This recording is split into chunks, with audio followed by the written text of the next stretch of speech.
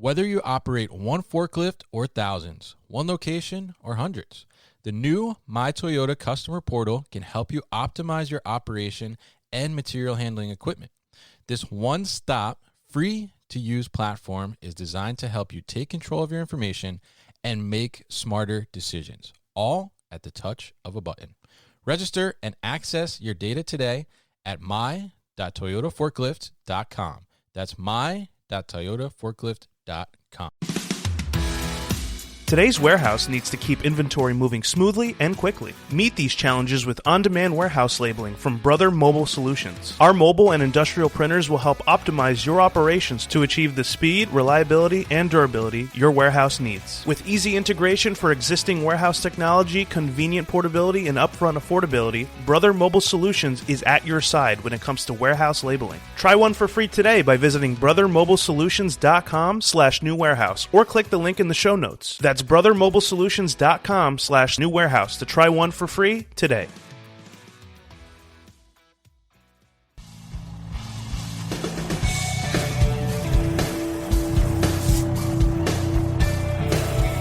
The New Warehouse Podcast, hosted by Kevin Lawton, is your source for insights and ideas from the distribution, transportation, and logistics industry. A new episode every Monday morning brings you the latest from industry experts and thought leaders. And now, here's Kevin.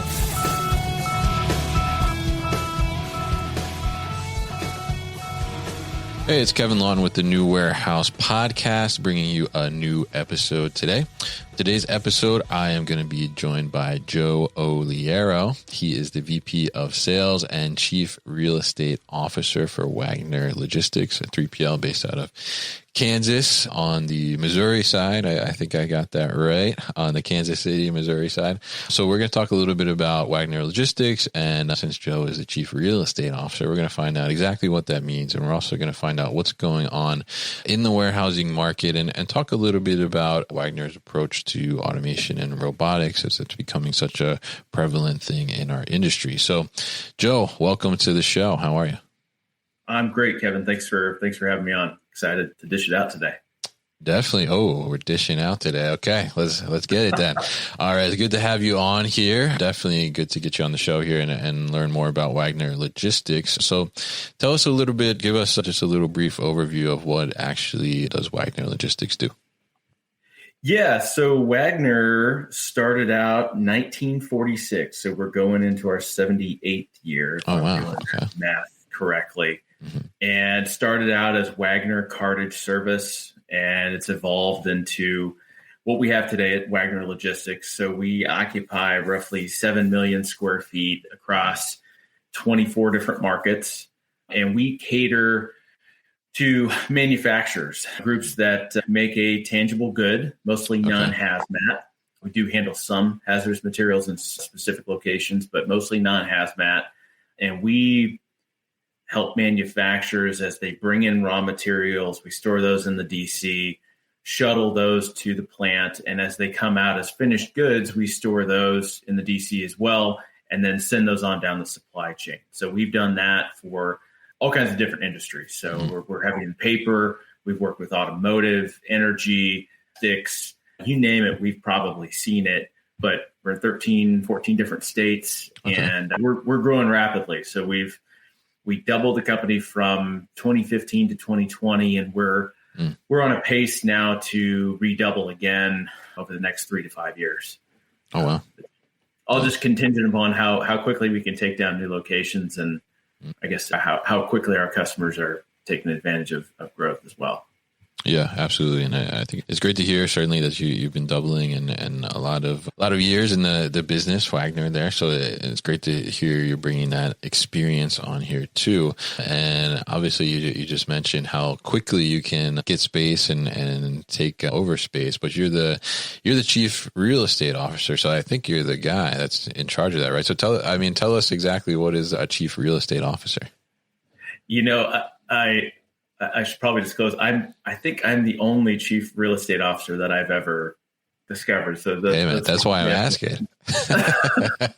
Well, I think, title aside, I think I'm in a unique position here at Wagner. I I used to be an outside consultant on their behalf, helping them run and manage their real estate portfolio. So taking down new leases, new spaces in different markets. And then had an opportunity to come in-house and be a part of that organizational change. And, they always say, be careful when you see how the sausage is made, but it's been a really, really neat opportunity to see the organization from the inside. And then, putting my sales hat on, it's also afforded us an opportunity to achieve somewhat of a competitive advantage when we approach real estate from the sales side, because real estate and third-party logistics growth is incredibly intertwined. Yeah. Knowing what buildings are available, knowing what leases around you are coming available allows for additional growth, and knowing what markets to go into is also important. So we've taken an approach where we're targeting, I'm going to say 10 different markets where we want to grow into. And that's allowed us to really become the expert in those markets on what's going on with our competition, what kind of manufacturers and capabilities within those markets that overlay against our network of locations. And that allows us to offer multi-customer warehouse locations where we can then offer shared equipment, shared space, and shared labor to what I would call like-kind customers, that not every customer requires different MHE or different skilled labor sets. I think it's put us in a good position to take advantage of the information that we have in front of us. It's just narrowing down what's most important, right? Yeah, absolutely. And I think it's interesting, the approach there, and kind of looking at the different markets, as you said, and knowing that, like, okay, these are markets we want to grow into, and then looking like to see, like, okay, where's the opportunity currently, or what opportunity is popping up here, and how can we take advantage of that, and like you said, do some shared resources and see how does that work out for us. So really interesting, and obviously, it's working for you guys if you guys are doubling your business, right? So and I would just also say, it's also important to have a really strong real estate partner, somebody, and you could say, and we'll dive into a real estate tangent here, but I've worked as a sole tenant rep where I'm the single point of contact for customers, but I've also worked in a network model where you leverage local expertise and a local tenant rep that really is ingrained in that market itself. And I think having a strong partner with whatever model you think works best for your business is also very important. So we're striving to mechanize that process. I used to be that process, and now we're striving to kind of take over some of those pieces and really mechanize that process. So it takes takes as many of the question marks out of it as possible. Yeah. And I think that's a great approach, because like you said, you want to take the questions out of there and make it simpler for you on the business side, and make sure that you're getting that right fit as well within those different markets and different locations that you guys are going into. So I did see something about that you guys are able to kind of find space at a reduced cost, which I think is an interesting thing, because I think, anybody that's from any type of real estate anywhere at all, we always want to get a lower price, right? So I'm curious, how is that possible from your standpoint to get a reduced cost that might be lower than potentially someone else in the same business or in the industry looking at these same types of commercial spaces? Great question. I would love to say that we have some magical process that identifies all of the below market rents, and it's just taking the information that we have and doing it the right way. I'll give you a case in point. I think you might have seen the case study, and maybe that's kind of where this is coming from. But we had an opportunity for a renewal in California, out near Stockton and Tracy, California. And one of our dedicated facilities was coming up for renewal. We knew that there was also a sub-market lease rate coming up on some space nearby. And so we also knew that the building that we were in had recently changed hands. So knowing that knowing those dynamics allowed us to really leverage a sense of competition between the property nearby that would work for us and our existing landlord. And I hope they're not listening to this, but if they are, that's okay. Anyway, it worked in our favor. And I think my point is that you're not always going to get a below market deal, but if you put the right information and the right processes in place to identify those things, you're basically increasing your chances for luck. And luck, in my mind, would be where preparation meets opportunity. So we're really just preparing ourselves so that when something does come along like that, we can execute on it. Interesting. And I think that's good advice too there. I mean, being able to basically have your ducks in a row. So when it's time to, go for it, you can go for it. I think that makes a lot of sense and definitely interesting. So, obviously you guys are looking at the market constantly. It sounds like, especially as you're looking to double growth, and you're going to need space to do that, I'm sure. So, I mean, if you look at the current market and the warehousing commercial space, I mean, where are we at right now? And where do you think we're kind of going in the next few years? I mean, there's a lot of talk about, there in some aspects, some markets, it's like there's not enough space. And then in some, it's like, maybe we overbuilt a little bit. And then, there's talk about market correction and all these different things. I mean, what do you guys see as the space? I mean, you're obviously very involved in the real estate space here. So tell us a little bit about kind of where is that warehousing market at currently, and where do you think it's going? So I think from a high level, we came in post-COVID boom, where a lot of inventories had been depleted, or at least just-in-time inventories.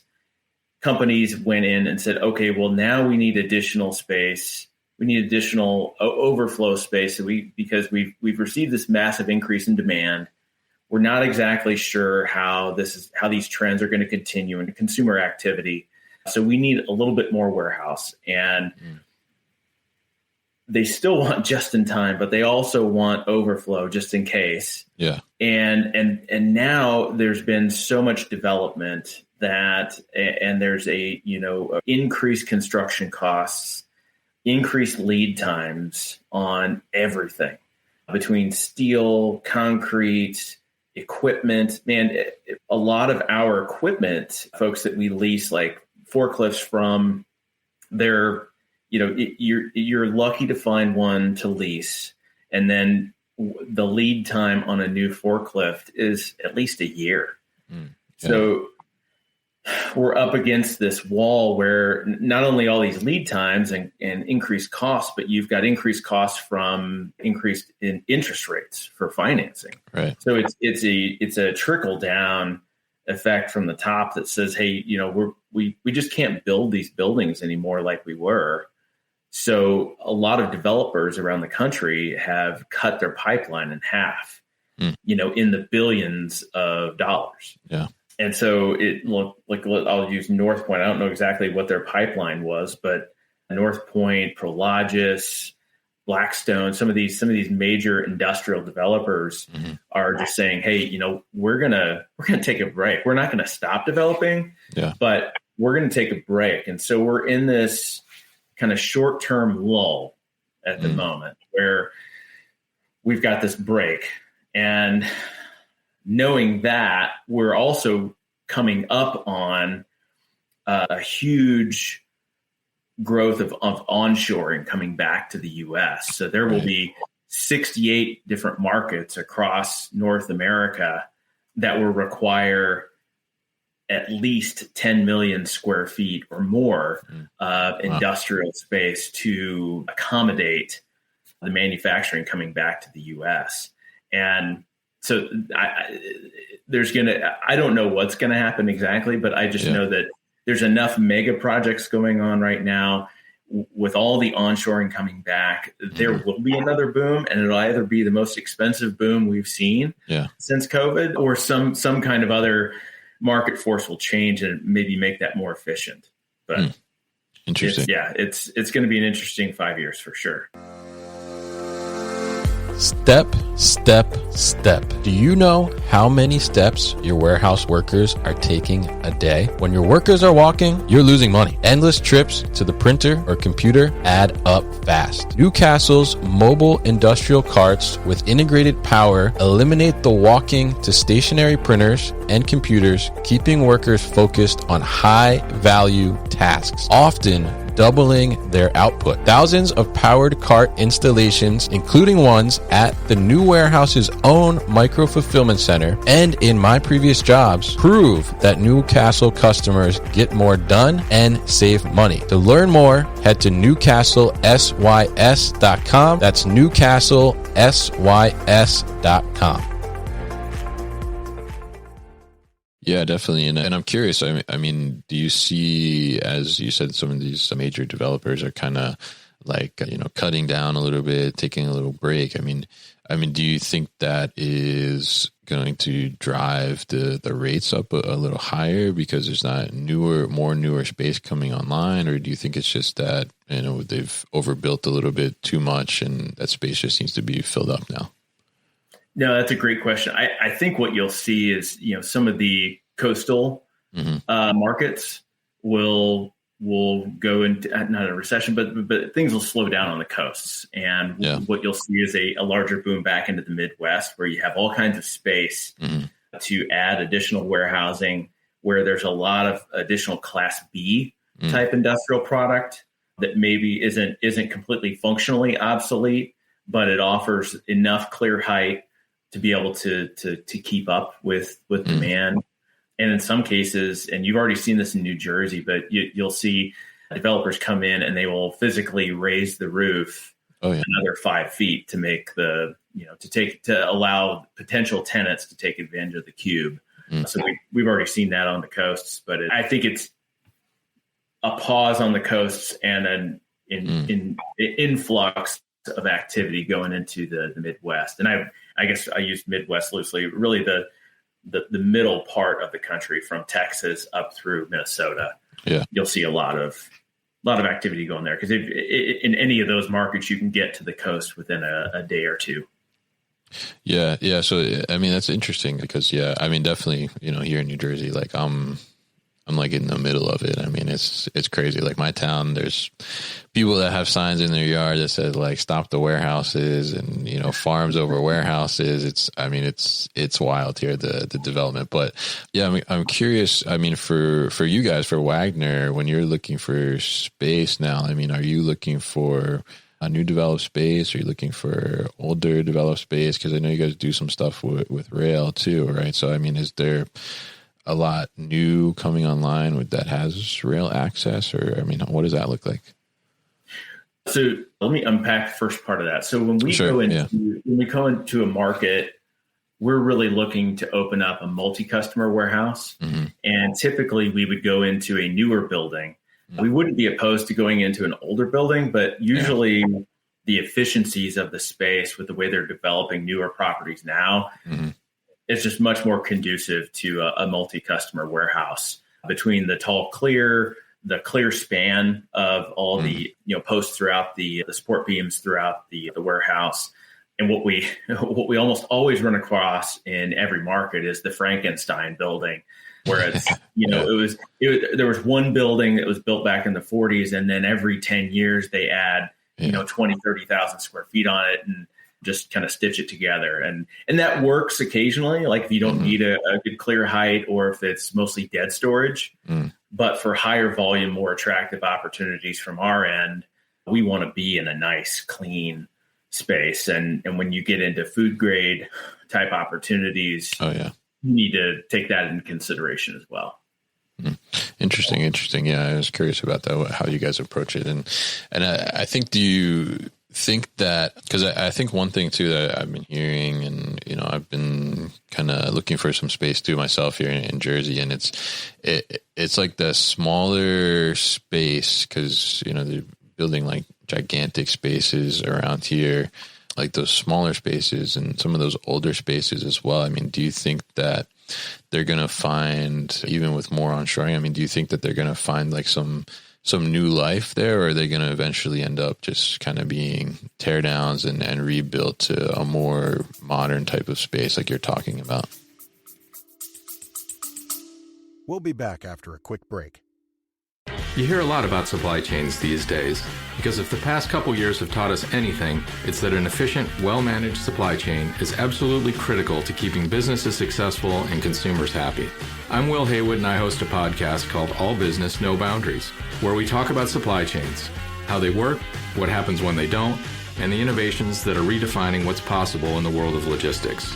Join me for insightful interviews with thought leaders and industry experts. We discuss how optimizing supply chains can break down the barriers that are holding businesses back. That's All Business, No Boundaries by DHL Supply Chain. Listen and subscribe wherever you get your podcasts.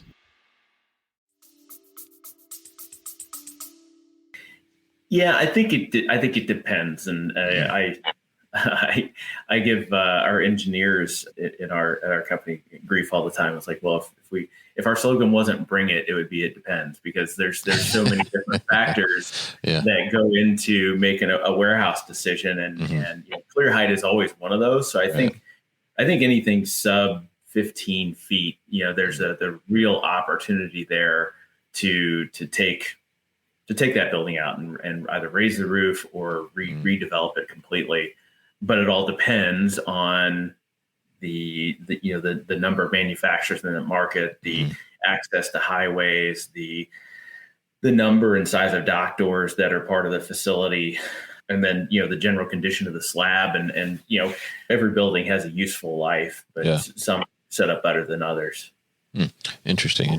Yeah, I was curious about that, because we do see where I do see tons of new buildings going up, and then I see these older ones too, kind of sitting by the wayside, almost looking at the new ones, are you going to take my job, something like that.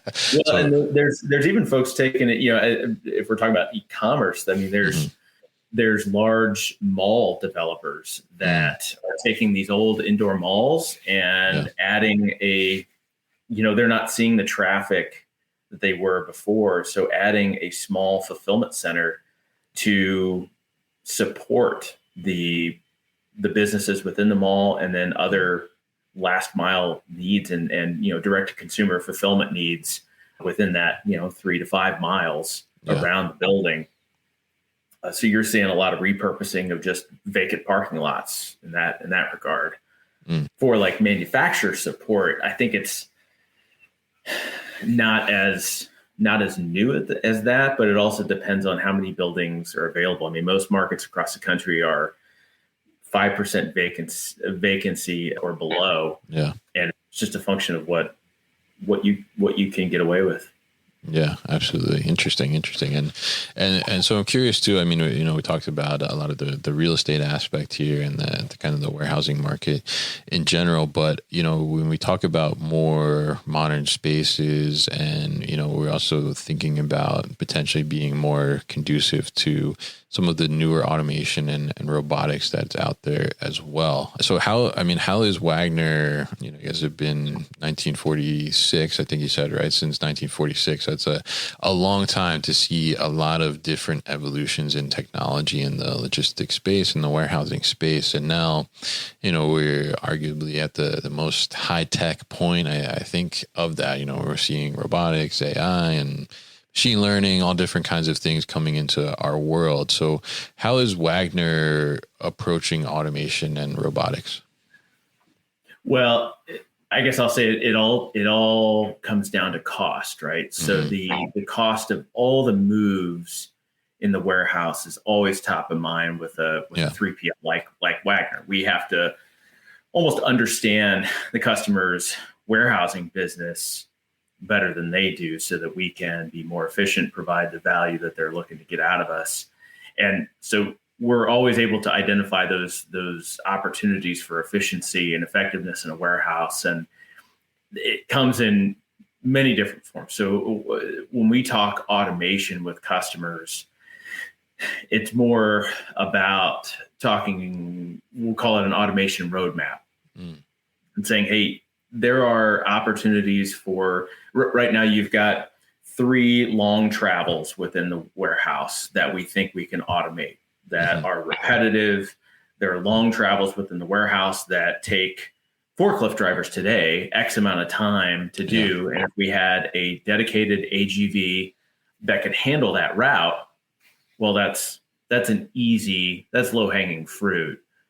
And so we work with a customer in Monroe, Louisiana, and we've done just that. We've taken the lifts out of 2 different routes. So there's AGVs that bring the raw materials into the plant, which is just through a breezeway from our warehouse. And then we also have a different kind of AGV that brings the finished goods over to a staging or drop zone.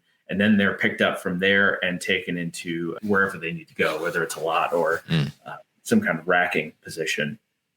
But I think identifying those immediate moves and low-hanging fruit allows for automation. And then when we're talking about roadmap, I think it's also very expensive at this point.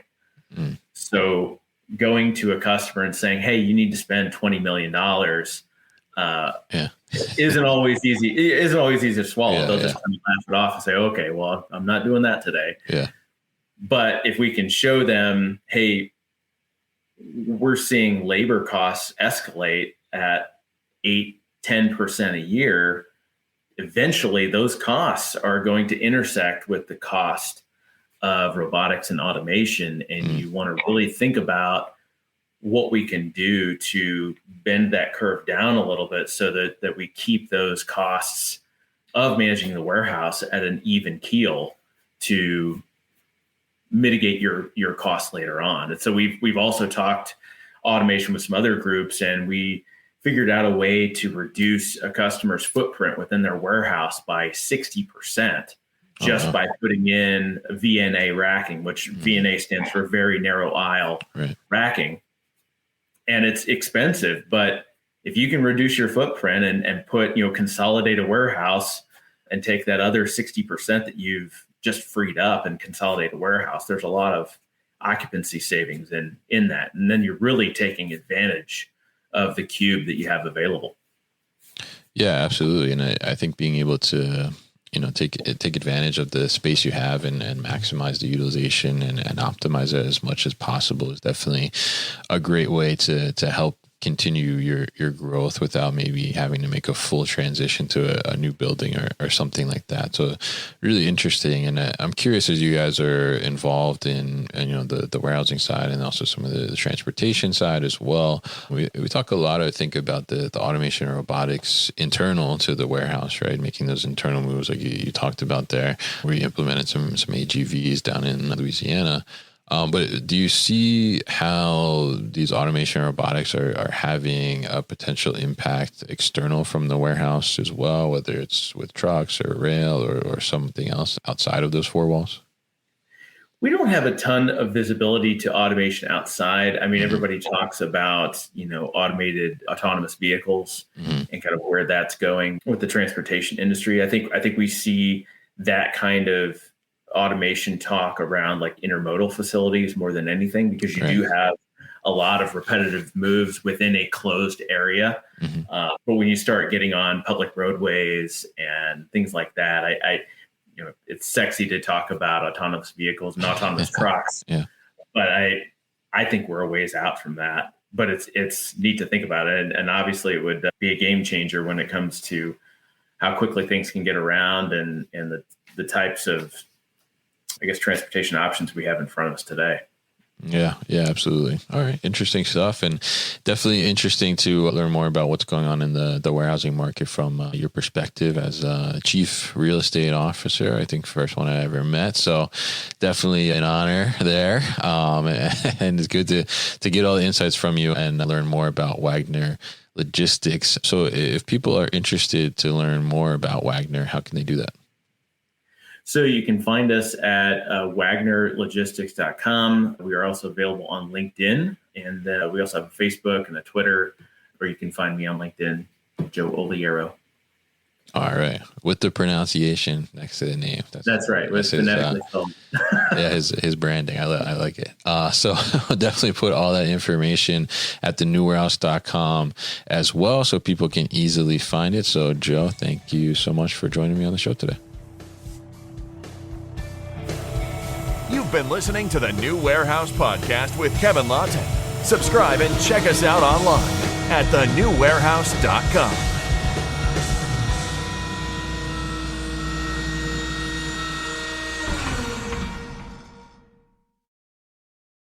Thank you for listening to this episode. If you want more content from the New Warehouse, check out our new video series called All Hands on LinkedIn. Just search for the New Warehouse on LinkedIn and follow along.